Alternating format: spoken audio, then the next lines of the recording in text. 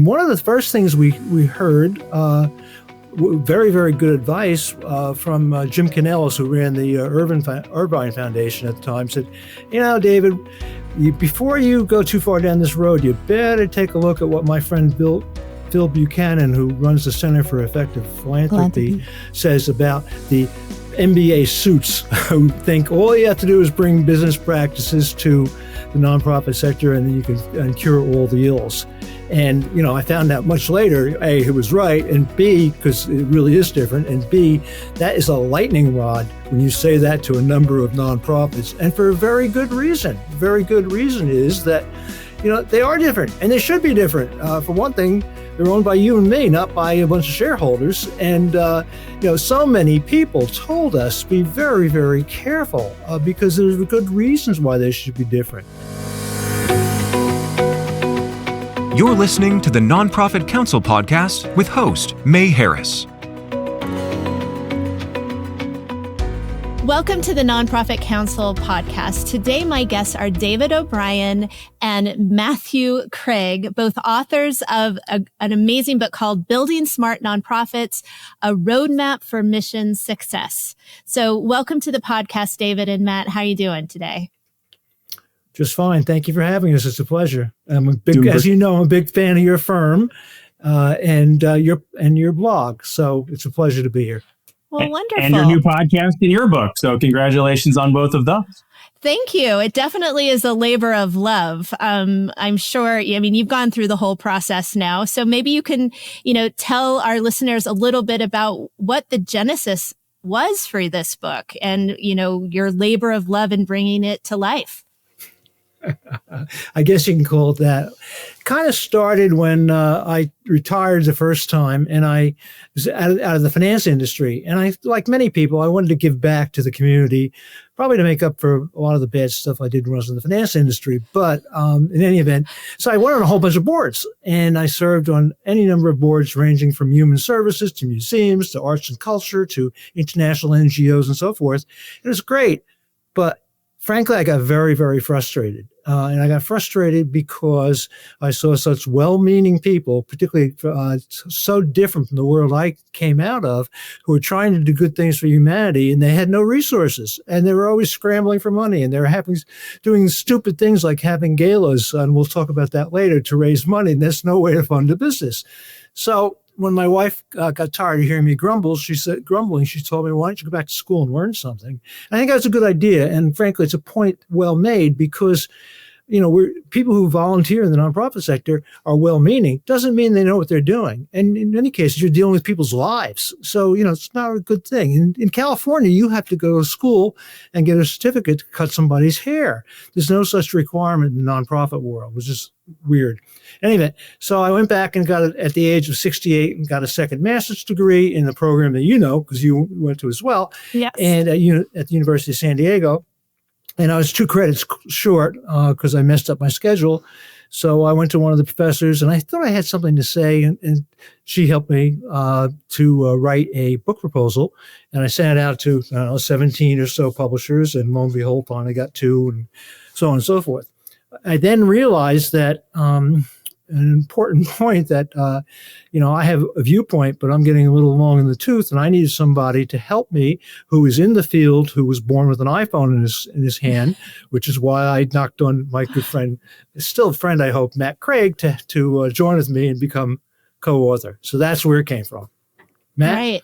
And so you knew Matt from your previous life, right? In the finance industry? No, I knew him from my life in the nonprofit world, because he's a banker to, among other things, to nonprofits. So we work together in that sector. Yeah, you asked me for money, as I recall, to build a ship. I think that was the start of our budding friendship. That's right. Yeah, I wouldn't say I was born with an iPhone, just to correct the record in case we're fact checking this. More like a cordless phone, I think, would be the more accurate description. And I didn't know we had 2 publishers. I thought we only had one that took a flyer on us. I thought we had 27 rejections and one acceptance. Yeah, I brought you in after I chose, and I probably chose the wrong one.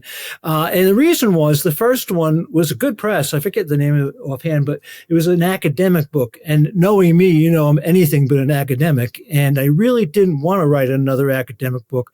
I wanted to do one, and as I think you agree, that is practical, that people can pick it up and immediately use it. So that's why we went with Rowman and Littlefield. Right.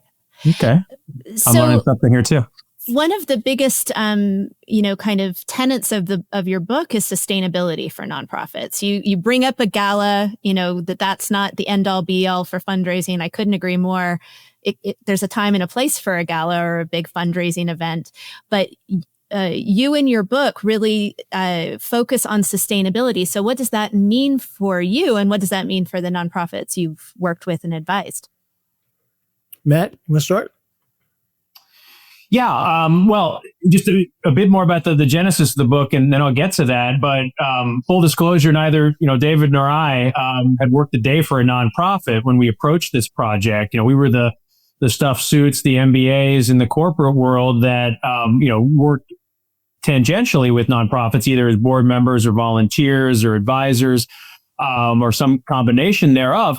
And we were frustrated. I attended the State of Nonprofits event at USD some years ago, the first one, and I remember the statistic that there were, and I think still are, north of 10,000 nonprofits in San Diego alone. And I thought, my goodness, there can't be that many problems to solve here. So there has to be, some overlap. So why is it that some organizations, struggle mightily just to keep the lights on, while others, do quite well over time? And that really kind of lit the spark for me, and what was the catalyst for my interest in taking on this project with David. So we knew we didn't have the answers. We went out to seek answers from those in the field that are doing great work, impactful work with organizations at a really high level, and having a meaningful impact, making a meaningful difference in the lives of their stakeholders, whatever that mission may be.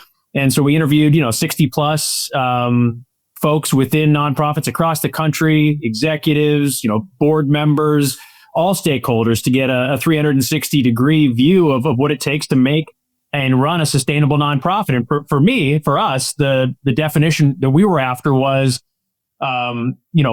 what keeps an organization going for a long period of time, and not just, piddling along, but having a meaningful, measurable impact. So it's that longevity and the impact that together comprise sustainability.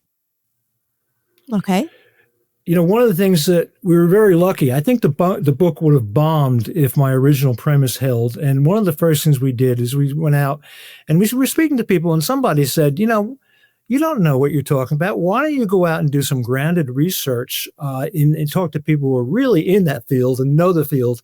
And it was amazing, because if I was sitting in my home in California and called up the CEO of General Motors and said, "Hi, I'm David from San Diego. I'm writing a book about nonprofits. We talk about your business practices."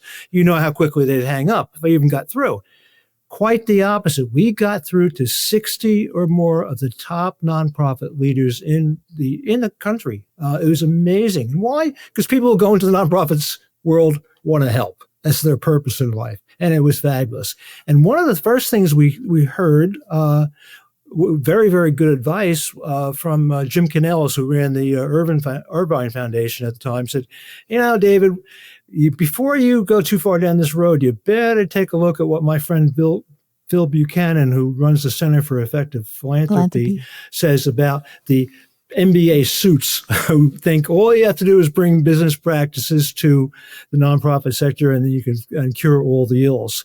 And, I found out much later, A, he was right, and B, because it really is different, and B, that is a lightning rod when you say that to a number of nonprofits, and for a very good reason. The very good reason is that, they are different, and they should be different. For one thing, they're owned by you and me, not by a bunch of shareholders. And, so many people told us be very, very careful because there's good reasons why they should be different.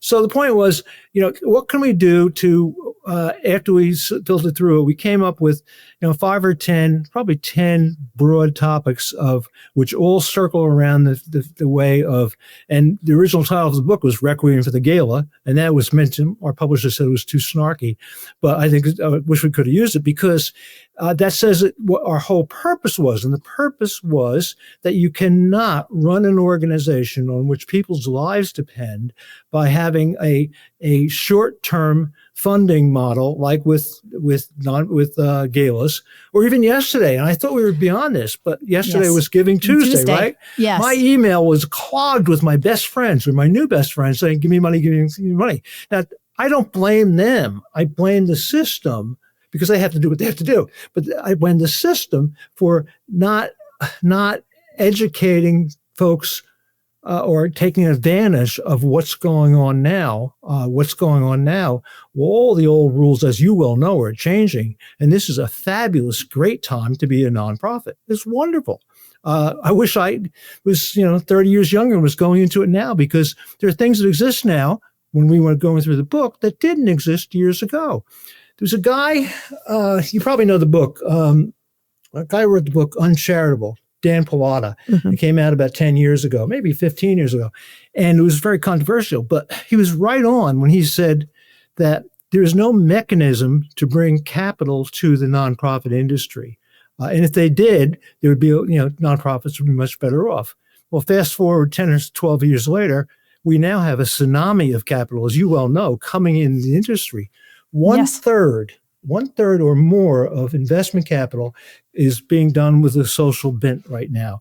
A couple of years ago, it was $21 trillion around the world and $10 trillion in the United States. And it's growing and growing and growing.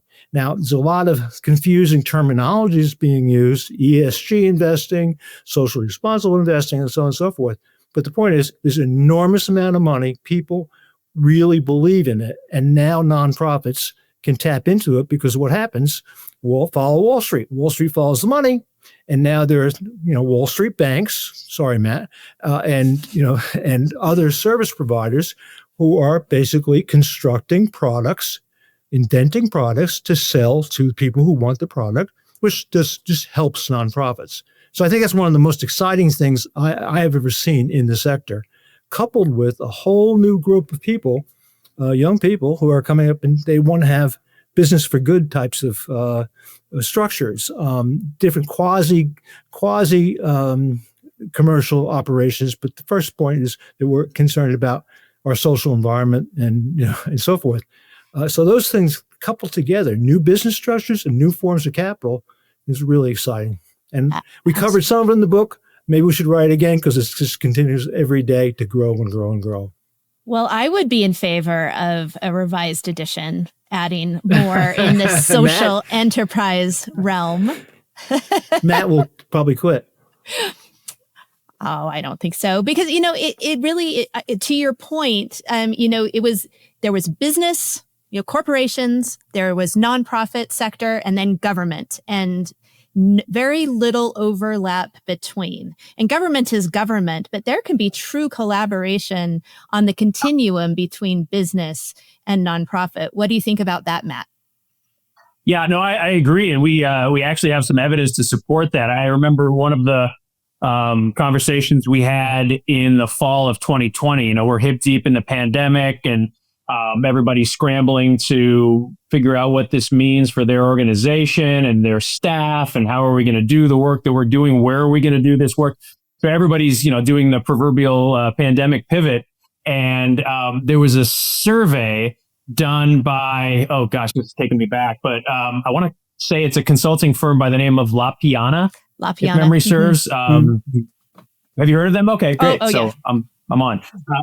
Okay. So they had surveyed a number of nonprofits in the early days of the pandemic. And historically, prior to the survey, something like 1% of nonprofit organizations were considering some type of collaboration or merger or, deep, meaningful, sustained partnership with other organizations in the sector, with for-profit businesses, with government. In this survey that they did in September of 2020, something like a quarter of organizations said that it's very high up on their list of priorities, because they realize, we have limited resources. Those resources may become more limited depending on the trajectory of this thing, where it goes, where our funding sources go. So, they recognize that, the nonprofit sector exists to tackle issues that the for-profit sector and the public sector, governments, haven't been willing or able to fully address. But it takes a village to address and tackle some of the, swampiest, thorniest problems in society. And then they realize that, we got to tear down the walls and break through these silos and work with other organizations to share knowledge, resources, capital, human and otherwise, to further our missions and to do the good work that we're doing. So absolutely, we've seen that. And that's just a trend that's continued. Right. So we're seeing it in the nonprofits. We're seeing it in the businesses who are like this.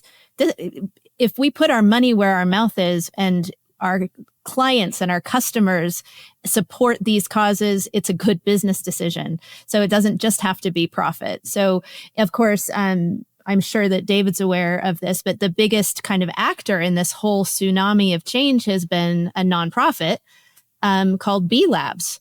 They're the ones who have been pushing for the statutory changes that you can have these new social enterprise structures, right? And then they can actually certify organizations that they're certified B Corps. There's a lot of confusion around this area, but it's so exciting, to your point, David, to see the nonprofits making a change and moving towards collaboration, business moving towards collaboration, and actually the funders, so private foundations, actually moving in that direction as well. Another term that is often used that might be a little bit misunderstood is program-related investment, and having private foundations being able to invest in these kind of social programs and good things happening, even with a for-profit entity. There's a revenue ruling on that point. Anything about that? I'm glad you mentioned that, because I think that was another change that we found, and we're seeing more and more, and that's the concept of trust-based grant making and the end of what it was called by somebody, I forget, the nonprofit starvation cycle. Because for many, many years, people were afraid to put overhead in their grant proposals because the grant proposals didn't want to fund them, and people said 99% of the money has to go into the mission, which was totally absurd. And it went on for a long time, but people really paid attention to it. And then the concept of trust-based grant making came up, and I forget the name of the foundation who started it, but we're basically, we're in this together. We're not out to catch you and starve you. We're there to help you build long-term viable solutions that really help and go on from year to year.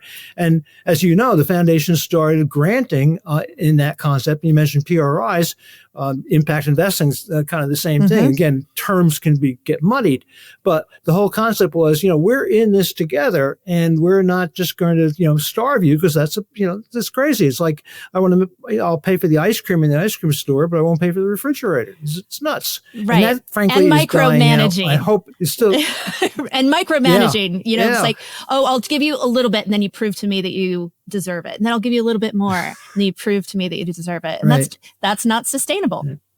To your point.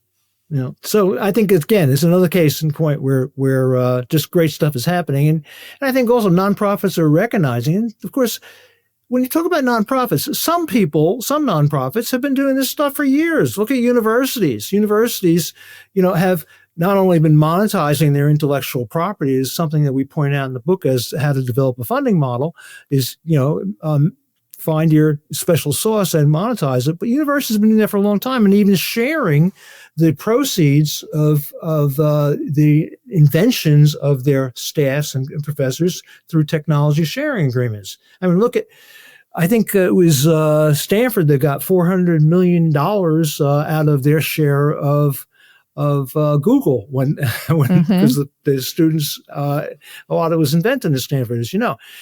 So that's been going on with universities for a long time, and even hospitals. But the people we wrote the book for, which we call Main Street nonprofits, kind of $3 to $30 million. Big nonprofits don't need our book, but these people do, because they're so busy keeping their heads down, trying on the hamster wheel, that we wanted to try and point out to them, hey, there's a different world out there. And In the case of where we used examples of people here in San Diego as an example, we chose 3 or 4 very, very successful nonprofits because they took a page out of the books of universities and hospitals and saying, we've got intellectual property, let's monetize it to build our business and build sustainable models. And we have 3 or 4 of them right here in our backyard that are great examples. And hopefully that's why we want to tell their story and see it grow. Well, and those 3, if I think I know which ones you were talking about, if I recall correctly from reading the book. They're some of my favorite as well. Oh, you read the book. Good. Well, of course I did. San Diego Maritime Museum, I think, was one of them. And the story of the Midway. No, sorry. I wish it was. Full disclosure on the board there. I know you wrote about it. They're in the book. It was that big brother up the street called the USS Midway. Yes. Okay. And the Midway is what the Maritime Museum wants to be when they grow up, because the Midway generates $40 million a year in revenue and $10 million in net income. And they even have their own foundation to give away money to other organizations. One of the top museums in the country now, right? Well, it's not just top museums. It's among the top 5 consistently of tourist attractions in the United States on TripAdvisor. And that's kind of how they did it. What happened was there was a group of businessmen around town and women who wanted to bring this old ratty ship filled with asbestos to San Diego. It wasn't a ratty ship; it was a great Grand Dam of the Sea. But it took them so long to get it. They had plenty of time to plan for it, and they also looked around the country and saw that only one other ex-military retired ship in the country, and there are a lot of them, was making money, and that was the one that was in New York City. And they happen to have some people on the board, including Dennis Burke, who's a friend of mine, who was the CEO of SeaWorld. And they said, we've got to find a way to pay for this. And they had a whole bunch of people in town who loved the ship. That was their secret sauce, who either were on the ship or similar ships. And so they basically said, we're going to become a tourist attraction. We're going to become like a Disney World. And that's exactly what they did. And as a consequence, frankly, they make an enormous amount of money and they do a great job. And, the Maritime Museum is kind of I asked them if they would adopt us. But anyway, that was one. Another one. AVID. I can tell you that was AVID another one? Key to Matt's heart. I love AVID. Yep. Love because Matt's wife is an AVID trained teacher. And AVID, frankly, was a case where Mary Catherine Swanson, who's a wonderful lady, was a classroom teacher. And she had a bunch of kids coming into her classroom from a poorer district, free lunch kinds of kids. And she wanted to give them a chance to get a head up. So she came up with AVID, which, Matt, I never remember. What's it stand for? Help me. Oh, goodness. Yeah. I know ID is individual development. So is it? He knows. Because Courtney's going to kill him. I'm drawing a blank here. Yeah. Individual initiative for development, something like that. But anyway, so Mary Catherine Swanson said, but she got individual determination? Yes, she got it. We go with that. Yeah. So Mary Catherine Swanson said, okay, I got a grant for $5,000. What can I do with that? But she was smart. What she did is, number one, she took intellectual property and she monetized it because she went to the state and the state put it in their line item budgets for professional development. So she got it paid for. And then what she did is, because another thing that was very important, because it had to be measured, she always had a measurement of the efficacy of what she was doing. So she could go to other funders and say, hey, look what I'm doing. This is great. But not just pretty stories, but here, this proves that it works.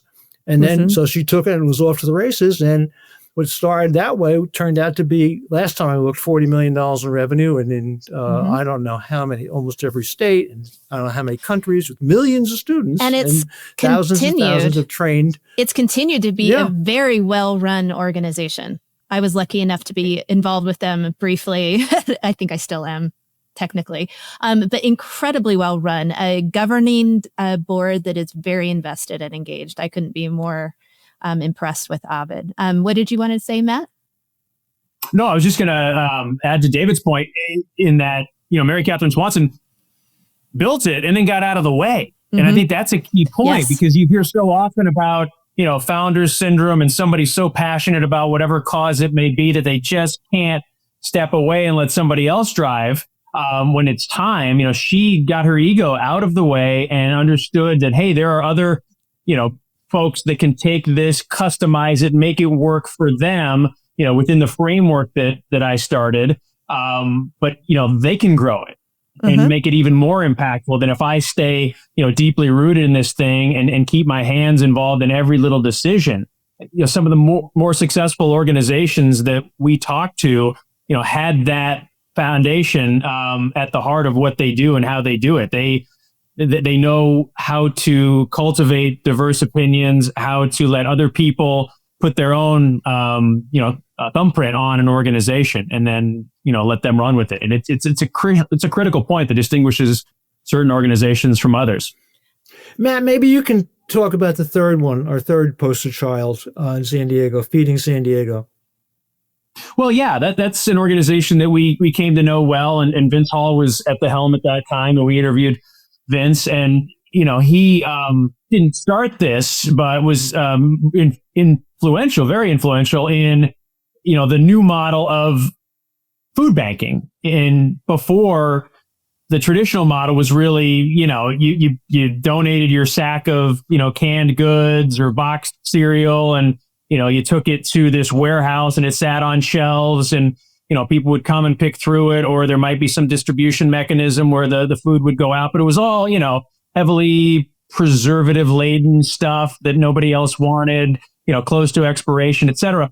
This chapter of Feeding America, Feeding San Diego, really decided that there's a better way. And what that better way looks like is engaging partners, whether they're supermarkets or Starbucks or other organizations that have fresh food. And 75% of the food that Feeding San Diego distributes is fresh, not, canned or boxed or preserved, healthy, i.e. food.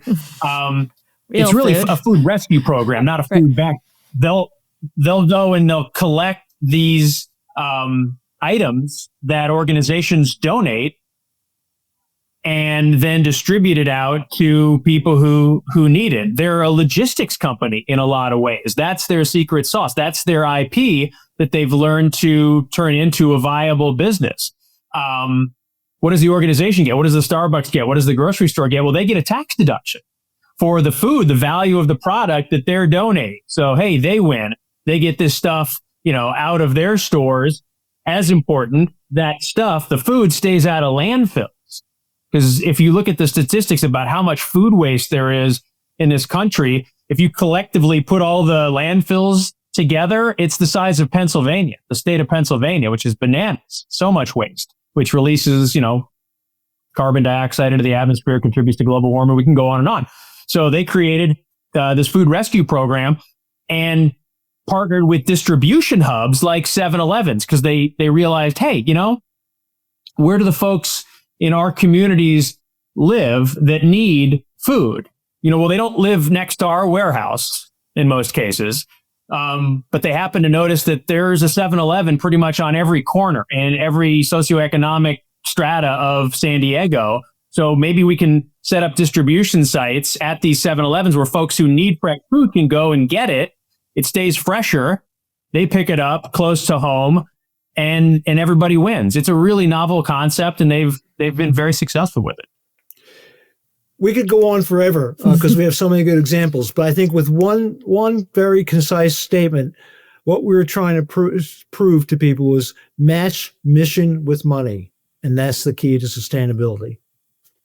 Okay, so what are the keys to matching mission with money? Because I think you do have to step away from the traditional thinking as it pertains to nonprofits. So what are some kind of keys that you would suggest to organizations that want to follow what you're saying, but don't quite know how?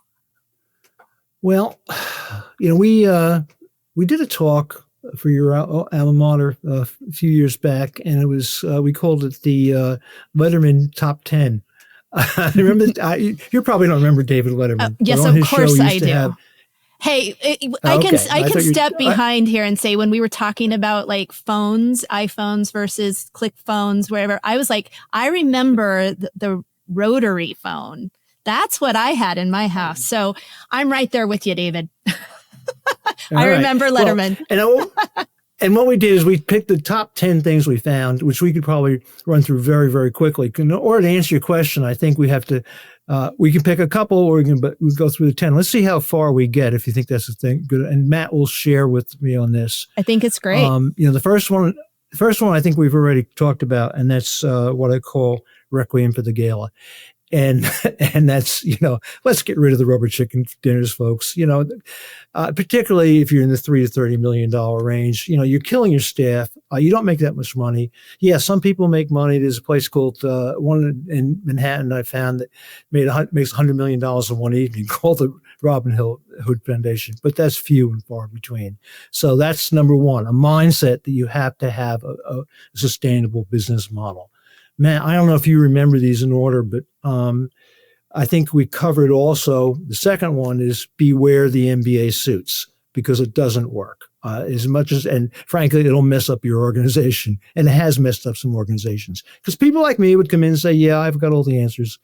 And no, I don't. And you have to find you can use business examples and you can use business techniques, but that does not mean you turn your organization up on end to produce profits for your shareholders or whatever. You have totally different environment, and it clearly doesn't different work. Measurements of success. I think once you get past that, yes, different measurements of success, which is tough for MBAs to think about that. It really is, because they're trained so heavily on ratios and spreadsheets and profitability, where it takes a real mindset shift for your leadership. Yeah, I think so, and I think I was guilty of that. Matt got in at an early age. He probably isn't, but I was guilty of that. I'll give you one more, and Matt can pick them up. And we talked about it, was basically the concept of the end of the nonprofit starvation cycle, and that's obviously had to percolate through the industry, and is still percolating through the industry, because even today there are people in the industry who believe, oh my God, I can't ask for that, or I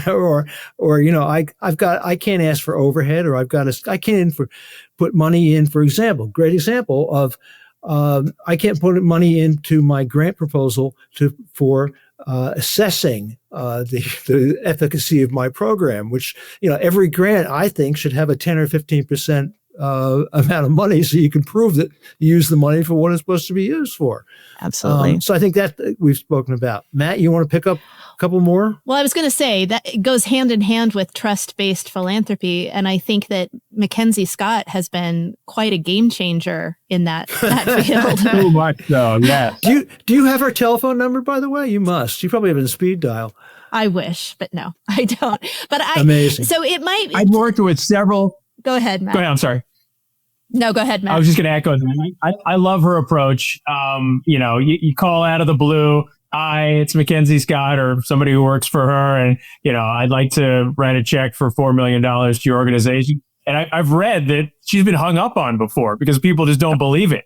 Mm-hmm. And she's done all the work up front, the due diligence. She knows the organization's impact. And then she's like, okay, you as an organization know best how to have the impact that we all want you to have, not me.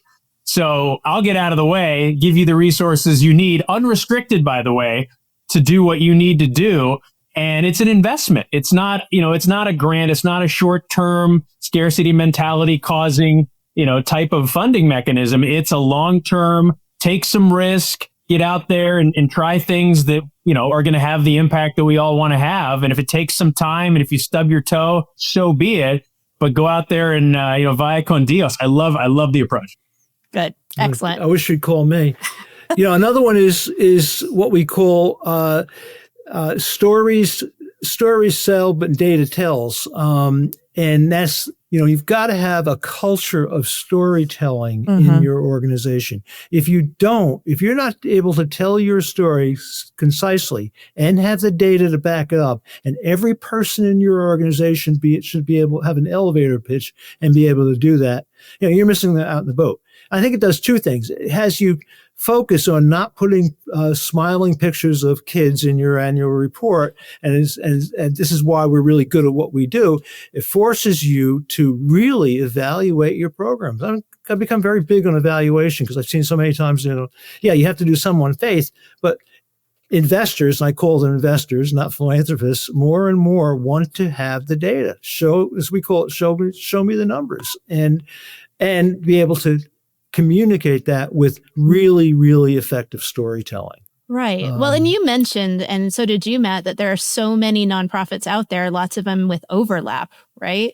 And really the ones that are going to succeed are the ones who can tell that story in a compelling way that describes the impact that they're going to have. The ones that are going to fail, that are going to be struggling just to turn on the lights, are the ones that haven't mastered that, at least in my opinion. You tell a good story and you show and describe to stakeholders the impact their money and their funds are going to have, you're going to be way more successful.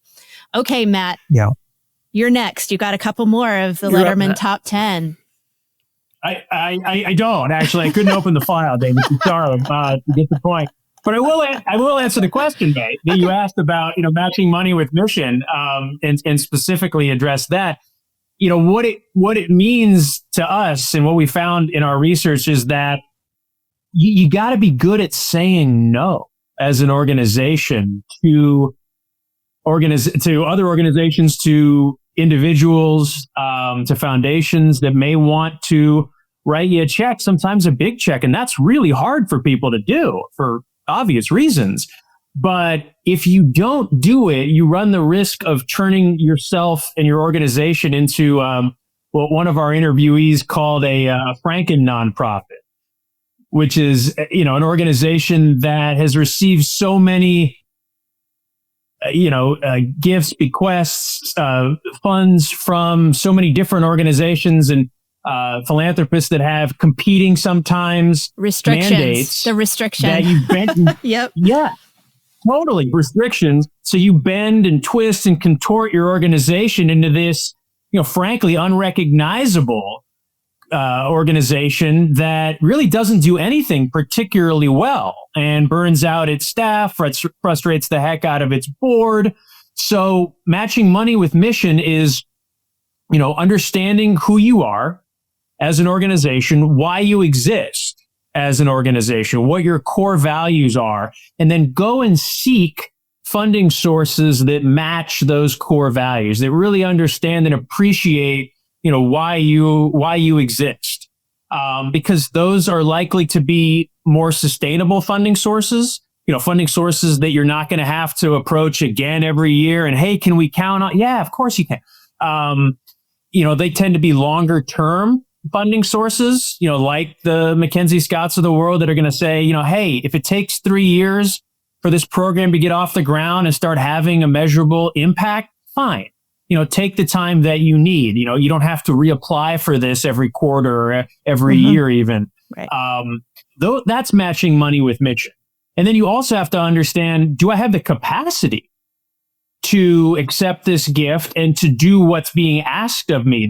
There's an organization that I worked with in San Diego. I won't name them, but they ran a very successful viral marketing campaign about 10 or so years ago, and it resulted in a flood of funding coming in. Mm-hmm. This was like the YouTube sensation of the year, and I'm not exaggerating. I know. I think I know who you're talking about, but yes, it was unanticipated, but massive. Do. Yes, 100%. Go ahead. Massive. I mean, it was like some multiple 5-10x of their annual budget. And they thought, this is great. Let's start cashing the checks. Let's get a bigger office. Let's hire new folks. Let's ramp up our programs. And they did. And then the next year rolled around and the funding didn't come back. And they had all this overhead, staff, space that they just could not afford.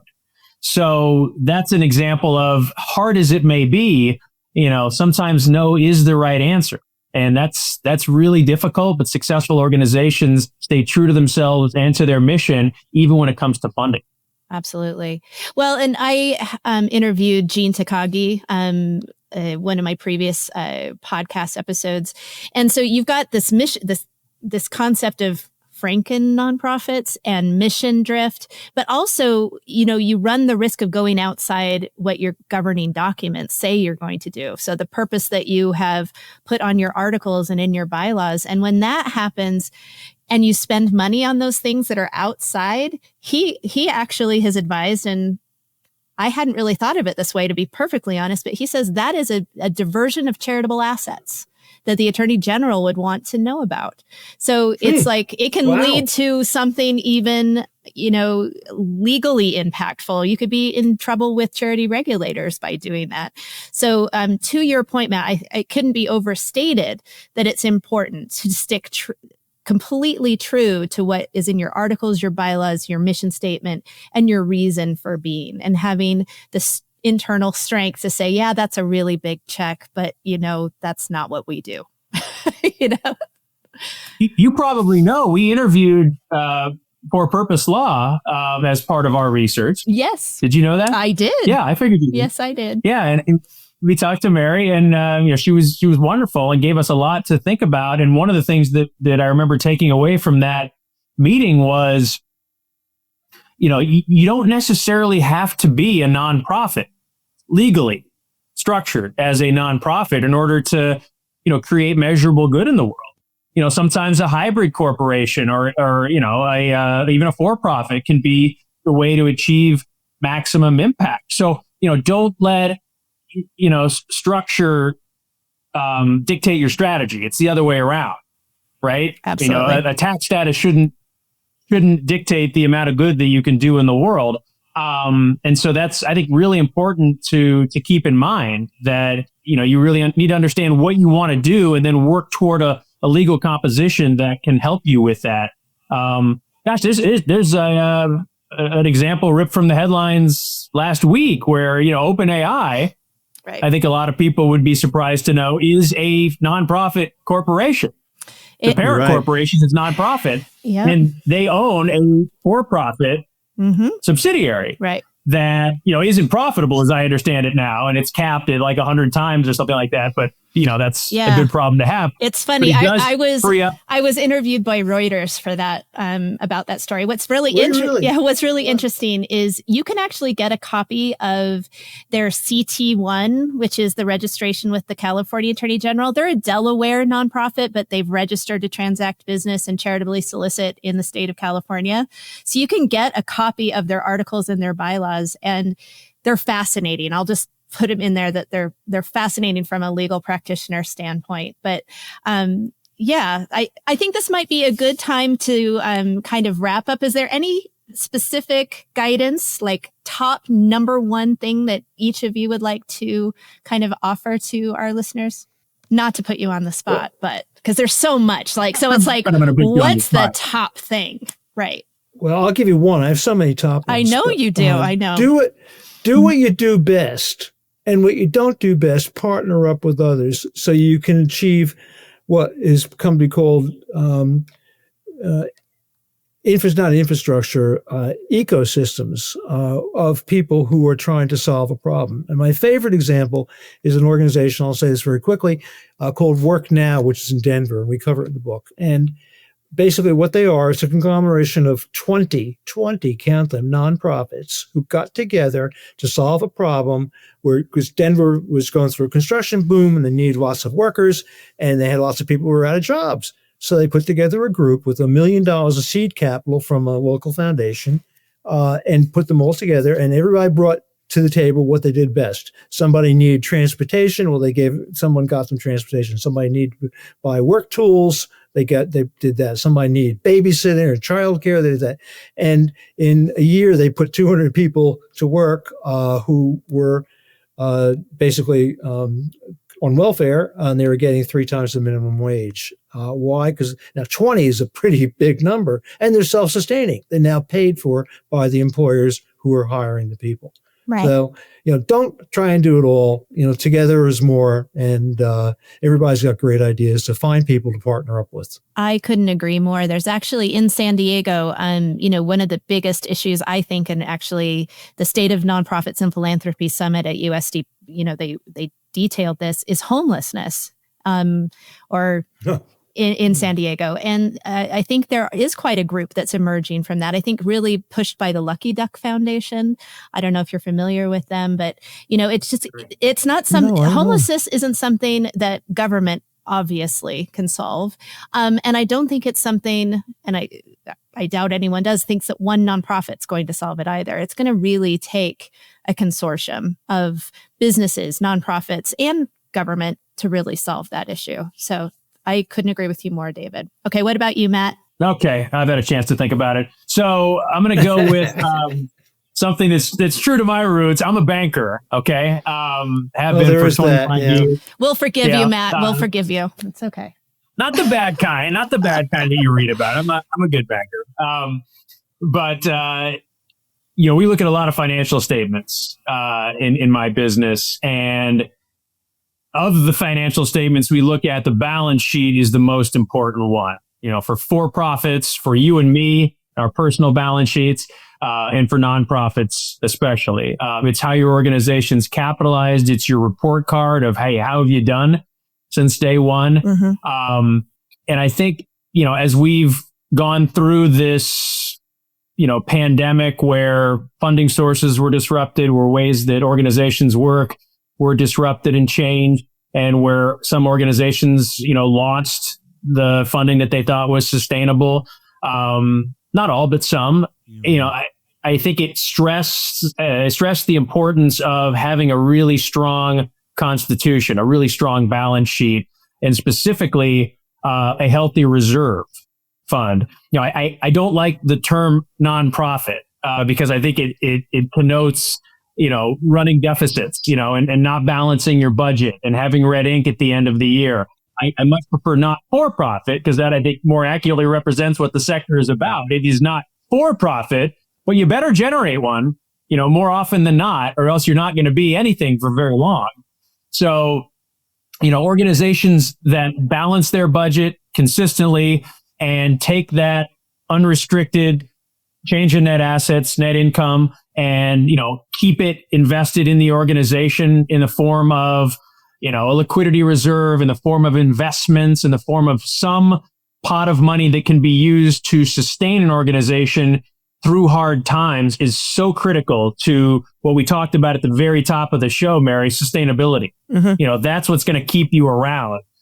You have to have a liquidity reserve, money set aside, like we all do, for unexpected expenses. And you have to budget for that. You have to plan for it, or else you're doing the organization and all of your stakeholders a disservice. So for me, that's number one.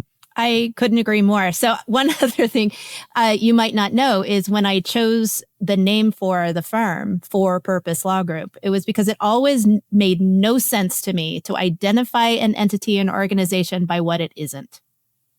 I was like, no. Yes. It makes no sense. Yeah. They're for purpose. Yeah. And bringing profit into it at all is just, I think it confuses the issue.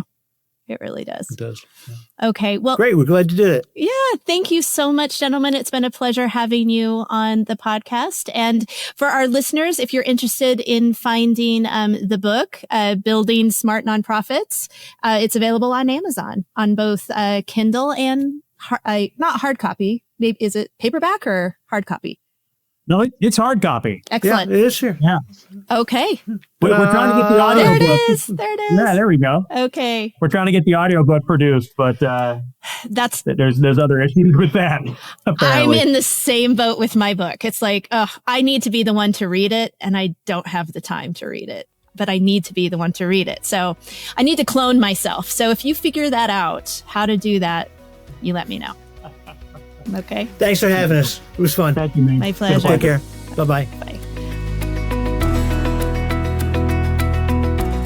Thank you for listening to the Nonprofit Council podcast. Are you ready to lead with clarity and confidence?